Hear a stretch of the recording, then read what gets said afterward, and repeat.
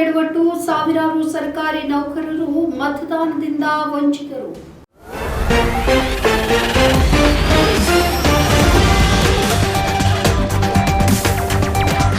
ರಾಜ್ಯ ಚುನಾವಣಾ ಆಯೋಗದ ಎಡವಟ್ಟಿನಿಂದಾಗಿ ಸಾವಿರಾರು ಸರ್ಕಾರಿ ಅಧಿಕಾರಿಗಳು ಮತದಾನದಿಂದ ವಂಚಿತರಾಗುವಂತೆ ಆಗಿದೆ.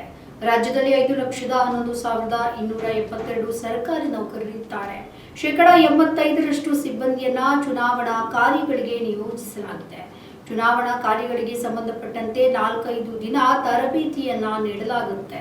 ತರಬೇತಿಯ ವೇಳೆ ಅಂಚೆ ಮತದಾನ ಮಾಡುವುದಕ್ಕಾಗಿ ಅಧಿಕಾರಿಗಳು ಫಾರಂ 12 ಅರ್ಜಿಯನ್ನ ಭರ್ತಿ ಮಾಡಿ ರಿಟರ್ನಿಂಗ್ ಆಫೀಸರ್ಗೆ ಸಲ್ಲಿಸುತ್ತಾರೆ. ಫಾರಂನಲ್ಲಿ ಉಲ್ಲೇಖಿಸಿರುವಂತಹ ವಿಳಾಸಕ್ಕೆ ಅಂಚೆ ಪತ್ರವನ್ನ ಕಳುಹಿಸಬೇಕಾಗುತ್ತೆ. ಅದನ್ನ ಪಡೆದು ಅಧಿಕಾರಿಗಳು ಅಂಚೆ ಮತದಾನವನ್ನ ಮಾಡ್ತಾರೆ. ಆದ್ರೆ ಮೊದಲ ಹಂತದ ಮತದಾನಕ್ಕೆ 2 ದಿನ ಬಾಕಿ ಇದೆ. ಹೀಗಿರುವಾಗ ಸರ್ಕಾರಿ ಸಿಬ್ಬಂದಿಗೆ ಅಂತ ಮತದಾನ ಮಾಡುವ ಅವಕಾಶ ದೊರೆತಿಲ್ಲ. ಅಧಿಕಾರಿಗಳು ಕೊಟ್ಟಿರುವ ವಿಳಾಸಕ್ಕೆ ಇವರಿಗೆ ಅಂಚೆ ಮತಪತ್ರ ತಲುಪಿಲ್ಲ.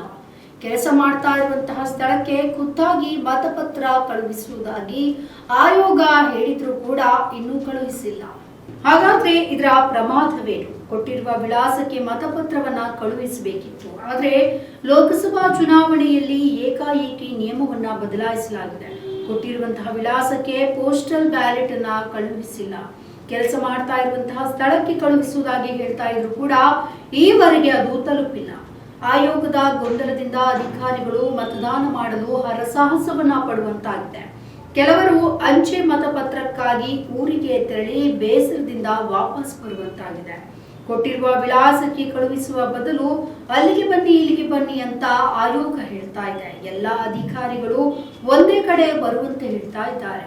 ಚುನಾವಣಾ ಕಾರ್ಯದ ಒತ್ತಡದಿಂದ ಬಳಲ್ತಾ ಇರುವಂತಹ ಅಧಿಕಾರಿಗಳು ಅಂಚೆ ಮತಪತ್ರಕ್ಕಾಗಿ ಒಂದು ಕಡೆಯಿಂದ ಮತ್ತೊಂದು ಕಡೆಗೆ ಅಲೆದಾಡುವಂತೆ ಆಗಿದೆ.